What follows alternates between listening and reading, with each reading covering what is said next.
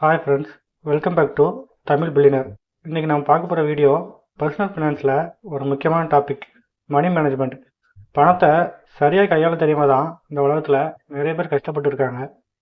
அதனால் இந்த வீடியோவில் பணத்தை எப்படி நிர்வகிப்பது, செல்வத்தை எப்படி மேம்படுத்துவது, பட்ஜெட் எப்படி போடுறது, கடனை எப்படி அடைக்கிறது, இதை பற்றியெல்லாம் இதுக்கு முன்னாடி உள்ள வீடியோவில் தனித்தனியாக நான் சொல்லியிருந்தேன்.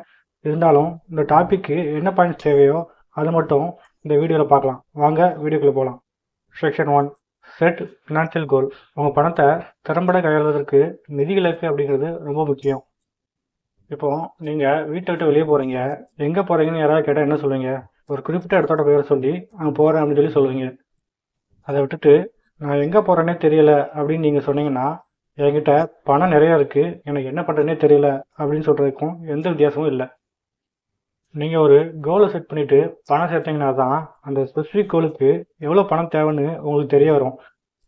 அந்த பணத்தை சேர்க்கறதுக்கான ஆர்வமும் முயற்சியும் உங்கள்கிட்ட வரும். உங்களை அந்த கோலை சென்று அடைவதற்கான பாதையை ரொம்ப எளிமையாக இருக்கும். இதுக்கு இன்னொரு ஐடியா என்னென்னா, உங்கள் கோலை உங்கள் பெட்ரூம் சவுத்தில் எழுதி வச்சுக்கலாம், அல்லது உங்கள் மொபைல் நோட்ஸில் டெய்லி நீங்கள் பார்க்குற மாதிரி ஹோம் பேஜில் கிரியேட் பண்ணி வச்சுக்கலாம். இதில் உங்கள் குழந்தைகளின் கல்வி செலவு, திருமண செலவு, அல்லது நீங்கள் வீடு கட்டுறது, இது மாதிரியான எந்த கோலாக வேணாலும் செட் பண்ணி வச்சுக்கலாம். Section 2, budget. பட்ஜெட்டை பற்றி சாதாரணமாக நினச்சிக்காங்க. ஸ்டேட் கவர்மெண்ட் இருந்தாலும் சரி, சென்ட்ரல் கவர்மெண்ட் இருந்தாலும் சரி, பட்ஜெட் போட்டால் தான் நம்ம நாட்டை இயங்க வைக்க முடியும். இந்த பட்ஜெட்டில் இவங்க ஒவ்வொரு ரூபாயும் எப்படி வருது, எப்படி போகுது அப்படிங்கிற கணக்கை நமக்கு சொல்லுவாங்க. இந்த மாதிரி நாமும் பட்ஜெட் போட்டால் தான் எவ்வளோ வருமானம் வருது, எவ்வளோ செலவாகுது, எவ்வளோ தேவையில்லாமல் செலவு பண்ணுறோம் அப்படிங்கிறத ட்ராக் பண்ணி பார்க்க முடியும். இந்த மாதிரி ட்ராக் பண்ணி பார்க்குறது மூலயமா அடுத்த மாதம் எப்படி தேவையில்லாத செலவை குறைக்கலாம் அப்படிங்கிற முடிவுக்கு வர முடியும். நம்மளோட வருமானத்தில் 50% எடுத்து நம்மளோட அத்தியாவசிய தேவையான வீட்டு வாடகை, கரண்ட் பில்லு, ஃபுட்டு, ட்ராவல், இந்த மாதிரியான விஷயங்களுக்கு ஒதுக்கிடலாம். 20% எடுத்து நம்மளோட ஷாப்பிங், அப்புறம் வீக்கெண்டில் எங்கேயா வெளியே போகிறோம்னா அந்த தேவைகளுக்காக ஒதுக்கி வச்சுக்கலாம்.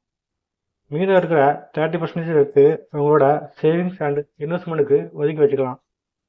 இந்த மாதிரி பிரித்து ஒதுக்கி வச்சிட்டோம்னா நாம் பணப்பிரச்சனை வராமல் தப்பிச்சுக்கலாம்.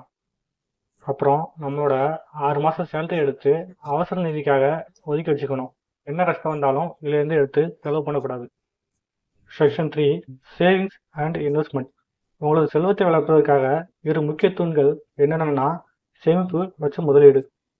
எதிர்பாராத செலவுகளை சமாளிக்க ஒரு எமர்ஜென்சி ஃபண்ட் ஒன்று கிரியேட் பண்ணி வச்சுக்கணும். அப்படி நீங்கள் எமர்ஜென்சி ஃபண்ட் கிரியேட் பண்ணி வச்சுக்கலன்னா உங்களோட சேவிங்ஸ் அண்ட் இன்வெஸ்ட்மெண்ட்லேருந்து எடுத்து செலவு பண்ண வேண்டியதாக இருக்கும்.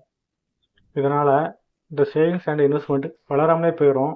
நிலையான பாதுகாப்பான வருமானங்களுக்கு பேங்க் எஃப்டி, போஸ்ட் ஆஃபீஸ் போன்றவற்றில் நீங்கள் சேமித்து வைக்கலாம். கோல்டு காயின் வாங்கி வைக்கலாம். தங்கத்தில் இன்வெஸ்ட்மெண்ட் பண்ணணும்னு நினச்சிங்கன்னா gold ETF and sovereign gold பாண்டில் இன்வெஸ்ட்மெண்ட் பண்ணலாம். கோல்டு இன்வெஸ்ட்மெண்ட் பற்றி வீடியோ வேணும்னா கமெண்ட் பண்ணுங்கள், வீடியோ போடுறேன். உங்ககிட்ட அதிக பணம் இருந்துச்சுன்னா நீங்கள் ரியல் எஸ்டேட்டில் இன்வெஸ்ட்மெண்ட் பண்ணலாம். ஆனால் இதில் லிக்விடிட்டி கிடையாது. அப்படி லிக்விடிட்டி வேணும், கொஞ்சம் நான் ரிஸ்க் எடுக்க போகிறேன் அப்படின்னா stocks, index fund, mutual fund இதெல்லாம் இன்வெஸ்ட்மெண்ட் பண்ணலாம். இதை தவிர டெப்ட் ஃபண்ட்ஸ் இருக்குது. டெப்ட் ஃபண்ட்ஸில் இன்வெஸ்ட்மெண்ட் பண்ணிங்கன்னா ஆவரேஜ் ரிஸ்க் இருக்குது. இதில் 8 to 10% வரைக்கும் ரிட்டர்ன் கிடைக்கும். செக்ஷன் 4, அவாய்டிங் டெப்ட். உங்கள் செல்வத்தை வளர விடாமல் தடுப்பதில் முக்கியமான காரணியாக அதிக வட்டி கடன் இருக்கிறது. கிரெடிட் கார்டு மாதிரியான அதிக வட்டி விதிக்கக்கூடிய கடன்களில் மாட்டாமல் இருந்தீங்கன்னா உங்கள் செல்வத்தை வளர்ச்சியடைய செய்ய முடியும். கிரெடிட் கார்டு யூஸ் பண்ணிங்கன்னா டியூ டேட்டுக்கு முன்னாடியே பேமெண்ட் பண்ணிடுங்க. சப்போஸ் பேமெண்ட் பண்ணாமல் மினிமம் டியூ மட்டும் கட்டிக்கிட்டே இருந்தீங்கன்னா அவங்க இன்ட்ரெஸ்ட் மேலே இன்ட்ரெஸ்ட் போட்டுருவாங்க. உங்களால் பில்லு கட்ட முடியாமலே போயிடும். பில்லு கட்டலைன்னா சிவில் ஸ்கோர் டேமேஜ் ஆகிரும். அப்புறம் நீங்கள் லோன் அப்ளை பண்ணிங்கன்னா ஹை இன்ட்ரெஸ்ட்டில் தான் லோன் கிடைக்கும். இதனால் மேலும் இந்த டாப்பில் மாட்டிக்கிட்டு வெளியே வர முடியாமல் தவிப்பீங்க. அதனால் உங்களால் திருப்பி செலுத்த முடிஞ்ச அளவுக்கு மட்டுமே கடன் வாங்கினா நல்லது. Section 5, continuous learning.